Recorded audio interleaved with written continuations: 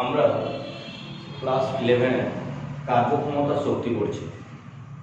দেখো, এর প্রথমের দিকে বহু অংশ তোমরা নিজেরা সবাই জানো, সেখান থেকে আমি কিছুটা সূচনা করছি। কার্য কাকে বলে? না, কোনো বস্তুর উপরে বল প্রয়োগ করলে যদি প্রযুক্ত বলের অভিমুখে বস্তুটি সরণ হয়, তখন কৃতকার্য এবং ওই যে প্রযুক্ত বলের অভিমুখে বস্তুটি সে সরণ হয়েছে তাদের যে গুণফল, সেই গুণফলটাকে বলা হয় কৃতকার্য। মানে এক কথায় বলতে পারি বল ইন্টু সরণ। যদি কোনো বস্তুর উপরে এফ বল প্রয়োগ করো, তার সরণ যদি এস হয়, তখন তার ক্ষেত্রে কৃতকার্য W equals to F into S, বল ইন্টু সরণ। কিন্তু একটা বস্তু ধরো একটা এই টেবিলের উপরে আছে, এর উপরে এইভাবে বল প্রয়োগ করা হয়েছে, অনুভূমিকের সঙ্গে কত কোণে? ধরো অনুভূমিকের সঙ্গে থিটা কোণে বল প্রয়োগ করা হয়েছে। কত বল প্রয়োগ করেছি? এফ বল প্রয়োগ করেছি। তাহলে এক্ষেত্রে এই অনুভূমিকভাবে কত বল প্রয়োগ করা হয়েছে? না, এফ কস থিটা বল প্রয়োগ করা হয়েছে। তার ফলে বস্তুটা এখান থেকে সাপোজ এই জায়গায় এসছে। কোথায় কোথায় এসছে? না, এ থেকে বিতে এসছে। কত দূরত্ব এসছে? এখান থেকে এই দূরত্ব এসছে, এস দূরত্ব। তাহলে এক্ষেত্রে কৃতকার্য কত? না, এক্ষেত্রে কৃতকার্য ডাব্লিউ ইকুয়ালস টু বল ইন্টু সরণ। এক্ষেত্রে বলের মান এফ কস থিটা, সরণ হচ্ছে এস। মানে এখান থেকে আমরা লিখতে পারি F S cos theta, F S cos theta. এটাকে ভেক্টর হিসাবে লিখতে পারি F vector dot S vector. এক্ষেত্রে কৃতকার্য W equals to F vector dot S vector. তাহলে কৃতকার্যের রাশিমালা দুটো হতে পারে, W equals to F S হতে পারে, W equals to F S cos theta হতে পারে। কৃতকার্য আমরা তখনই পাবো যদি বস্তুটার উপরে প্রযুক্ত বলের অভিমুখে যদি বস্তুটা সরণ হয়। যদি কোনো ক্ষেত্রে সরণ যদি শূন্য হয়, বল প্রয়োগ করলাম কিন্তু সরণ শূন্য, এক্ষেত্রে কৃতকার্য W equals to F into 0। মানে এক্ষেত্রে কার্য কত হচ্ছে? এক্ষেত্রে কার্য শূন্য হচ্ছে। আবার কোনো কোনো ক্ষেত্রে আমরা বল প্রয়োগ করলাম, বল প্রয়োগ করার সঙ্গে সঙ্গে তার সরণ কি হচ্ছে? তার লম্ব দিকে হচ্ছে। প্রযুক্ত বল আর সরণ হচ্ছে প্রযুক্ত বলের ক্রিয়ারেখার সঙ্গে লম্ব দিকে। তাহলে সরণ যদি প্রযুক্ত বলের ক্রিয়ারেখার সঙ্গে লম্ব দিকে হয়, তাহলে এক্ষেত্রে থিটার মান কত? না, এক্ষেত্রে থিটার মান হচ্ছে 0 ডিগ্রি। তাহলে তখন কৃতকার্য ডাব্লিউ সমান কি পাবো? না, W equals to F S কস, আমি 0 ডিগ্রি বললাম না, 90 ডিগ্রি হবে। প্রযুক্ত বলের সঙ্গে লম্ব অভিমুখে যদি সরণ হয়, তাহলে সেক্ষেত্রে তাদের মধ্যবর্তী কোণ 90 ডিগ্রি। তখন কৃতকার্য W equals to F S cos 90 সমান 0। তাহলে এই দুটো কন্ডিশনে, এটা এবং এটা, এই দুটো কন্ডিশনে এখানে কি হচ্ছে? বল ক্রিয়া করছে কিন্তু এখানে কার্য হচ্ছে না। যেহেতু বল ক্রিয়া করছে কিন্তু কার্য হচ্ছে না, তাই এই যে বলটা, এই বলটাকে আমরা বলি কার্যহীন বল। এই বলটাকে আমরা কি বলছি? কার্যহীন বল বলছি। তোমরা জানো, এগুলো পড়েছো। কার্যহীন বলের উদাহরণ তোমরা বিভিন্ন রকমের উদাহরণ জানো। কোনো ব্যক্তি যদি একটা বৃত্তাকার পথে আবর্তন করে, তাহলে বৃত্তাকার পথে আবর্তন করলে সেক্ষেত্রে সরণ কত? না, বৃত্তাকার পথে আবর্তন করলে সেক্ষেত্রে সরণ হচ্ছে 0। তখন কৃতকার্য শূন্য হয়। কোনো একজন ব্যক্তি ধরো একটা বালতিতে জল নিয়ে যাচ্ছে, তাহলে বালতিতে জল নিয়ে যাচ্ছে মানে তার ওজনটা অভিলম্ব হবে নিচের দিকে, আর রাস্তা বরাবর সরণ হচ্ছে, তাহলে এদের মধ্যবর্তী কোণ কত? 90 ডিগ্রি। তাহলে এক্ষেত্রেও বল ক্রিয়া করছে কিন্তু কার্য হচ্ছে না। তাই এইরকম যে বল, এই বলটাকে বলা হচ্ছে কার্যহীন বল, মানে যে বল কোনো কার্য করে না। এর অ্যাপ্রোপ্রিয়েট উদাহরণ আমরা বলতে পারি চুম্বক বল, অভিকেন্দ্র বল। তোমাদের আমি বৃত্তীয় গতি পড়েছি, সেখানে তোমাদের আমি বলেছিলাম যে অভিকেন্দ্র বল একটি কার্যহীন বল, প্রমাণ করে দেখেছিলাম। কেন? অভিকেন্দ্র বল কেন্দ্র অভিমুখে ক্রিয়া করে আর তার সরণ হচ্ছে বৃত্তপথে ব্যাসার্ধ বরাবর, তার স্পর্শক বরাবর। তাহলে এদের মধ্যবর্তী কোণ 90 ডিগ্রি। তাহলে এক্ষেত্রেও কৃতকার্য কী হয়? শূন্য হয়। তার জন্য কী হয়েছিল? না, তার জন্য সেক্ষেত্রে অভিকেন্দ্র বলও কার্যহীন বল হয়েছিল। দেখো, আমরা দুরকম এখন কৃতকার্য করবো। একটা হচ্ছে বস্তু সংস্থার উপর কৃতকার্য, বস্তু সংস্থার উপর কৃতকার্য। আর একটা বলবো বল সংস্থা দ্বারা কৃতকার্য। দেখো সংস্থা কথার অর্থ কিছু সমষ্টি বোঝায়, বস্তু সংস্থার কথার অর্থ কতগুলা বস্তু একসঙ্গে থাকবে। ধরো এখানে একটা এই বস্তু আছে, এই বস্তু আছে, এরকম কতগুলা বস্তু আছে, এর একটা সংস্থা গঠন করছে, এই সংস্থার উপরে এফ বল প্রয়োগ করেছে, এই সংস্থার উপরে এফ বল প্রয়োগ করেছি, তার ফলে এর সরণ হচ্ছে এখান থেকে এটা x1, এর সরণ হচ্ছে এখান থেকে এটা x2, এর সরণ হচ্ছে এখান থেকে এটা ধরো x3। তাহলে একটা সংস্থায় আমরা একসঙ্গে এফ বল প্রয়োগ করেছি, তার ফলে প্রত্যেকটা বস্তুর আলাদা আলাদা সরণ হয়েছে, একটা x1, একটা x2 আর একটা x3। তাহলে এক্ষেত্রে কৃতকার্য কত না, কৃতকার্য W = F × x1 plus F × x2 plus F × x3, এরকম যতগুলো বস্তু থাকবে। তাহলে এক্ষেত্রে কৃতকার্য কত না W1 plus W2 plus W3। এটা হচ্ছে বস্তু সংস্থার উপর কৃতকার্য। এই যে কৃতকার্যটা বললাম, এই কৃতকার্যটা হলো বস্তু সংস্থার উপর কৃতকার্য। এরপর আছে বল সংস্থা দ্বারা কৃতকার্য। বল সংস্থা দ্বারা কৃতকার্য না, একটা বস্তুর আছে, একটা বস্তুর উপরে অনেকগুলো বল একসঙ্গে ক্রিয়া করবে, F1 F2 F3 এরকম অসংখ্য বল একসঙ্গে একটা বস্তুর উপরে ক্রিয়া করবে। এক্ষেত্রে বস্তুটা যেহেতু একটি, তাই এর সরণ কি হবে, একটাই সরণ x।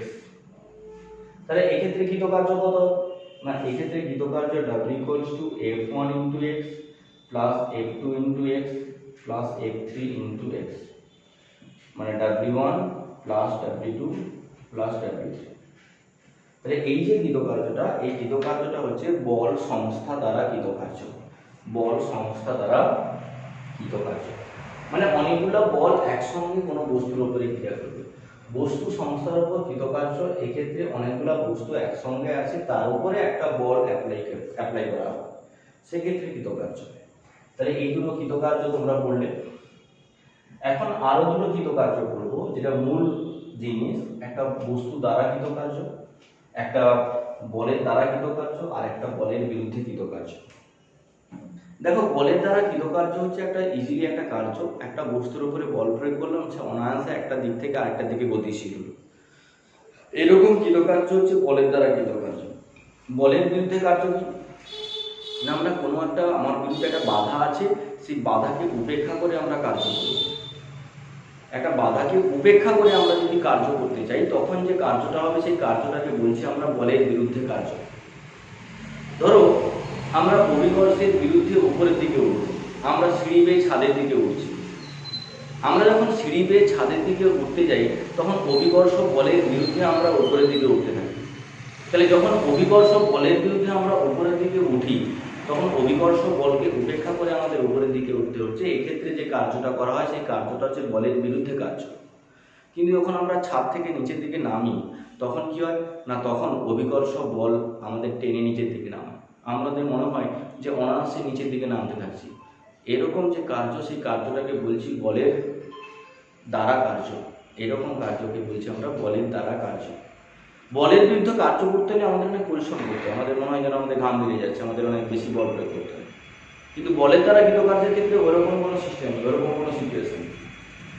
আমরা যখন সিঁড়ি বেয়ে ছাদের দিকে উঠি, উপরের দিকে উঠি, ধরো 2-3 তলা বাড়ি যদি হয়, তখন উপরের দিকে যখন যাচ্ছি, একেবারে কয়েকটা তলা উপরের দিকে উপরে উঠে গিয়ে আমাদের মনে হয় আমরা হাঁপিয়ে গেছি, আমাদের ক্লান্ত বলে মনে হয়। এর কারণ কি না, আমরা বলের বিরুদ্ধে কার্য করছি। কিন্তু নামার সময় এরকম মনে হয়।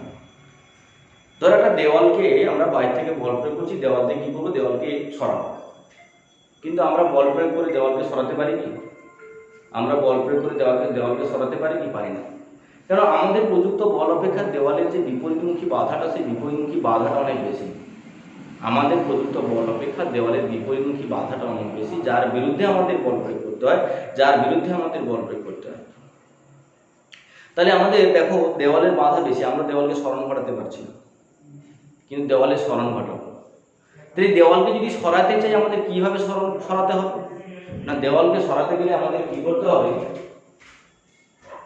ক্লাস তো কথা বলি ভিডিও বানাচ্ছি।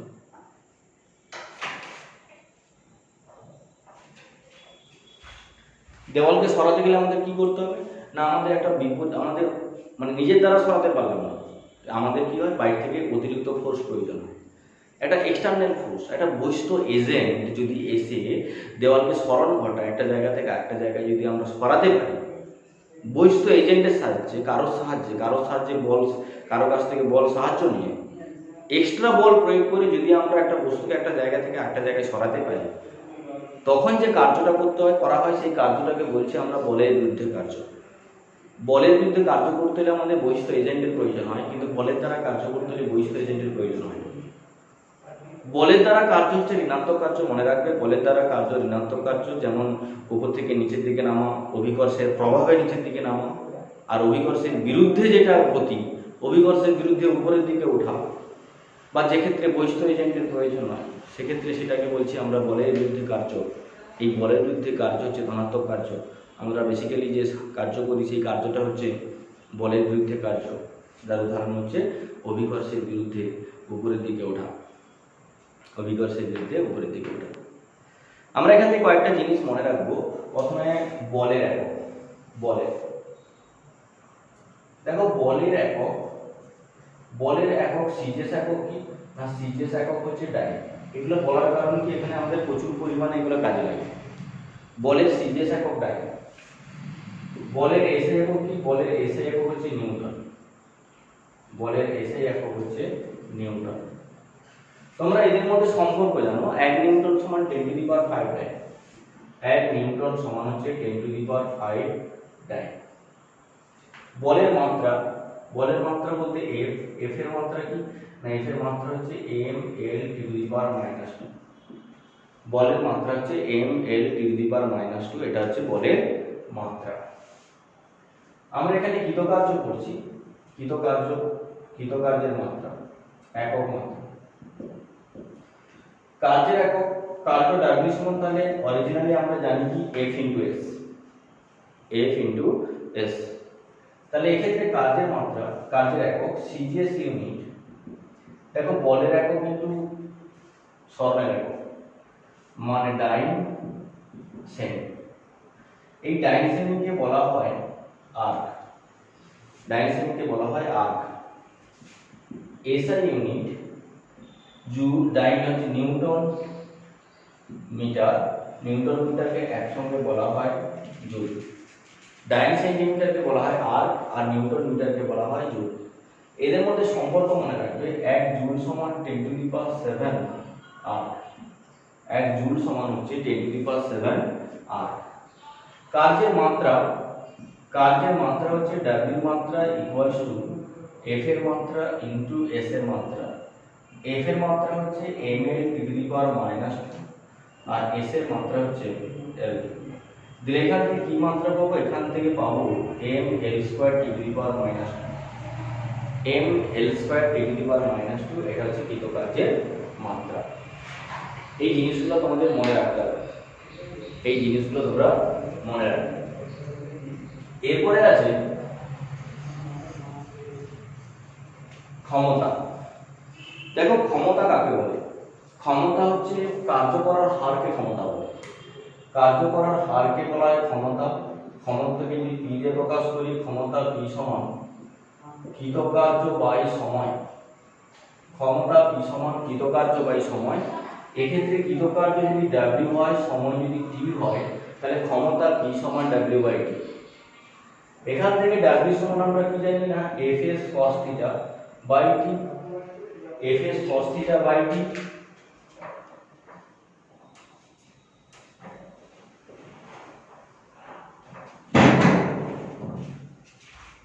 Fs cos θ/T। এক্ষেত্রে S/T কি না, আমরা জানি S/T হচ্ছে বেগ সমান Fv cos θ। তাহলে এক্ষেত্রে ক্ষমতা P সমান কি পেলাম, Fv cos θ। এক্ষেত্রে যদি θ = 0° হয় তাহলে P = কি লিখতে পারবো, Fv। যদি θ = 0° হয় তাহলে P সমান কি লিখতে পারবো, P সমান লিখতে পারবো আমরা F × V। এই ক্ষমতার একক নির্ণয় করব, এখান থেকে P সমান W/T, এখান থেকে একক নির্ণয় করব। সিজিএস একক আর্ক পার সেকেন্ড, এসআই একক জুল পার সেকেন্ড, যাকে বলা হয় ওয়াট। এসআই একক জুল পার সেকেন্ড বা ওয়াট। এর এফপিএস একক আমাদের মনে রাখতে হবে। এফপিএস একক হচ্ছে হর্স পাওয়ার। হর্স পাওয়ার বা অশ্ব ক্ষমতা, HP, horse power, horse power বা অশ্ব ক্ষমতা কি বলা হয়? এইচপি, হর্স পাওয়ার বা অশ্ব ক্ষমতা, এটা এফপিএস পদ্ধতির একক। এই হর্স পাওয়ার কাকে বলে তোমাদের এটা মনে রাখতে হবে। হর্স পাওয়ার কাকে বলে না, হর্স পাওয়ারের সংজ্ঞা হচ্ছে 550 পাউন্ড ভরের একটি বস্তুকে 550 পাউন্ড ভরের একটি বস্তুকে অভিকর্ষের বিরুদ্ধে 550 পাউন্ড ভরের একটি বস্তুকে অভিকর্ষের বিরুদ্ধে যদি আমরা 1 সেকেন্ডে 1 ফুট উপরে তুলতে যাই, 550 পাউন্ড ভরের একটা বস্তুকে অভিকর্ষের বিরুদ্ধে যদি আমরা 1 সেকেন্ডে 1 ফুট উপরে তুলতে যাই, তখন যে কার্য করতে হবে সেই কার্যের পরিমাণটা হচ্ছে 1 হর্স পাওয়ার। 1 হর্স পাওয়ার মানে হচ্ছে 746 ওয়াট। 1 হর্স পাওয়ার মানে হচ্ছে 746 ওয়াট। 1 হর্স পাওয়ার মানে হচ্ছে 746 ওয়াট। এর মাত্রা নির্ণয় করব, বলের মাত্রা, ক্ষমতার মাত্রা। P এর মাত্রা ইকুয়ালস টু W মাত্রা বাই T এর মাত্রা। W হচ্ছে m l square t to the power -2 আর সময়ের মাত্রা হচ্ছে t। এখান থেকে m l square t to the power -3, m l square t to the power -3, m l square t to the power -3, এটা হচ্ছে কৃতকার্যের ক্ষমতার মাত্রা। m l square t to the power -3 এটা হলো ক্ষমতার মাত্রা। তাহলে আমরা কার্য করলাম, আমরা ক্ষমতা করলাম, এবার আমরা করব শক্তি। দেখো শক্তি কাকে বলে না, শক্তি হচ্ছে কার্য করার সামর্থ্যকে শক্তি বলে। আমরা যে কার্য করি সেই কার্য করার যে আমাদের সামর্থ্য, সেই সামর্থ্যকে বলা হয় শক্তি। কার্য করার সামর্থ্যকে বলা হয় শক্তি। এই শক্তি তোমরা এর বিভিন্ন নাম পড়েছো। শক্তি বিভিন্ন রকমের হয়। স্থিতিশক্তি, গতিশক্তি, তড়িৎ শক্তি, চুম্বক শক্তি, পারমাণবিক শক্তি, গতিশক্তি ইত্যাদি বিভিন্ন রকমের শক্তি হয়। কিন্তু এখানে আমরা সবগুলো নিয়ে পড়বো না, আমরা মূলত যান্ত্রিক শক্তি পড়বো, গতিশক্তি পড়বো, স্থিতিশক্তি পড়বো। প্রথমে গতিশক্তি পড়ছি। গতিশক্তি, গতিশক্তি কাকে বলে না, কোনো বস্তু তার যে নিজের গতি আছে, ওই গতির জন্য যে কার্য করার সামর্থ্য অর্জন করে তাকে বলা হয় তার গতিশক্তি। কোনো বস্তুর যে কার্য করার যে সামর্থ্য আছে, সেই কার্য করার তার যে গতিবেগ আছে, সেই গতিবেগের জন্য যে কার্য করার সামর্থ্য অর্জন করে তাকেই বলা হচ্ছে তার গতিশক্তি। তার নিজের গতিশক্তির দরুন যে কার্য করে সেই কার্যের পরিমাণই হচ্ছে গতিশক্তি। ধরো একটা বস্তু, একটা গাড়ি সরলরৈখিক পথে গতিশীল, কত বেগে গতিশীল? ইউ বেগে। একটা গাড়ি ইউ সমবেগে গতিশীল। এই গাড়িটাকে থামাবো আমরা। এই গাড়িটাকে থামাবো বলে তার গতির বিরুদ্ধে আমরা একটা এফ বল প্রয়োগ করলাম। গাড়িটিকে থামাবো বলে তার গতির বিরুদ্ধে একটা এফ বল বাধা, এক এফ বল প্রয়োগ করলাম। এর ফলে গাড়ি এ মন্দন নিয়ে এস দূরত্ব অতিক্রম করার পরে এখানে কি হলো? থেমে গেল।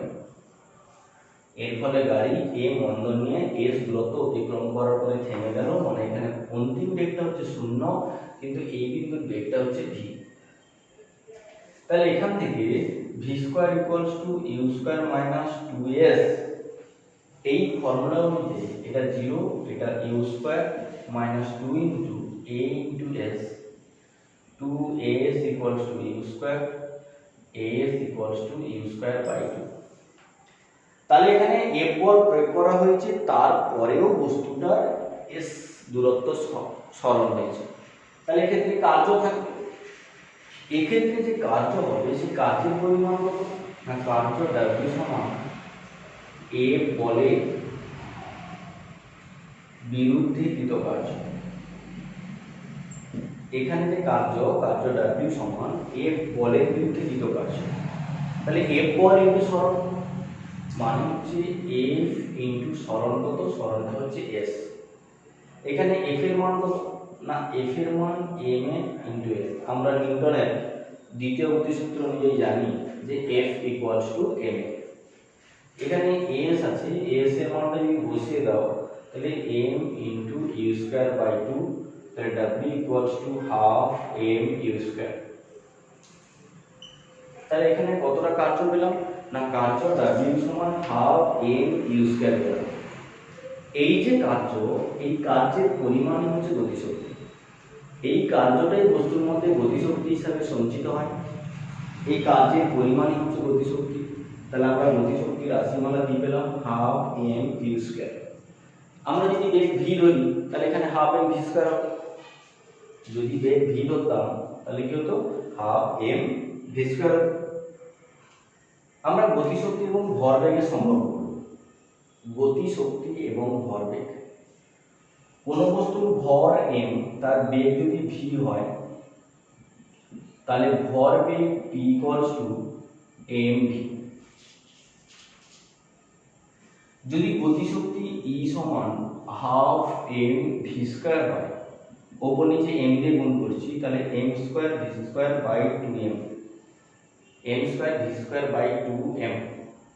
এম স্কোয়ার ভি স্কোয়ার মানে কি লিখতে পারি, পি স্কোয়ার সমান P square by two M E সমান। তাহলে এখান থেকে P square equals to two M capital E, তাহলে পি সমান root over two M capital E. এটা হচ্ছে ভরবেগ এবং গতিশক্তির সম্পর্ক।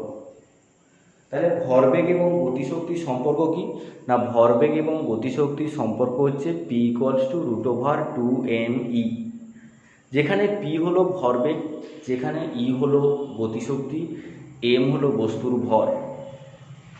এখানে যে ভরবেগ আর গতিশক্তি, এদের লেখচিত্র অঙ্কন করতে পারি। যদি এদের লেখচিত্র অঙ্কন করতে চাই, এদিকে ই এদিকে পি, এর লেখচিত্র এরকম একটা লেখচিত্র হবে। আপাতত আমরা মনে রাখবো যে এরকম একটা লেখচিত্র হবে। আমরা এখান থেকে অভিকর্ষীয় স্থিতিশক্তি করব। আমরা এখান থেকে অভিকর্ষীয় স্থিতিশক্তি করব। অভিকর্ষীয় স্থিতিশক্তি। অভিকর্ষীয় স্থিতিশক্তি কি, না ভূপৃষ্ঠ বা নির্দেশ তল থেকে একটা বস্তুকে যদি আমরা উপরে তুলতে চাই, ভূপৃষ্ঠ বা পৃথিবীপৃষ্ঠ থেকে বা নির্দেশ তল থেকে একটা বস্তুকে যখন আমরা উপরে তুলতে চাই, তার দরুন যে কার্য করতে হয়, অভিকর্ষ বলের বিরুদ্ধে যে কার্যটা করতে হয়, সেই কার্যের পরিমাণই হচ্ছে অভিকর্ষীয় স্থিতিশক্তি। সাপোজ একটা বস্তুকে ভূপৃষ্ঠ, মানে এটাকে কি বলবো, নির্দেশ তল। এই নির্দেশ তল থেকে একটা উচ্চতায় নিয়ে আসবো, এখান থেকে উচ্চতা এই উচ্চতায় নিয়ে আসবো। নির্দেশ তল থেকে একটা বস্তুকে এই উচ্চতায় নিয়ে আসবো, কত উচ্চতা এইচ। তখন এখানে কতটা কার্য করতে হবে, না এখানে যে বস্তুটা আছে, বস্তুটার ভর হচ্ছে এম।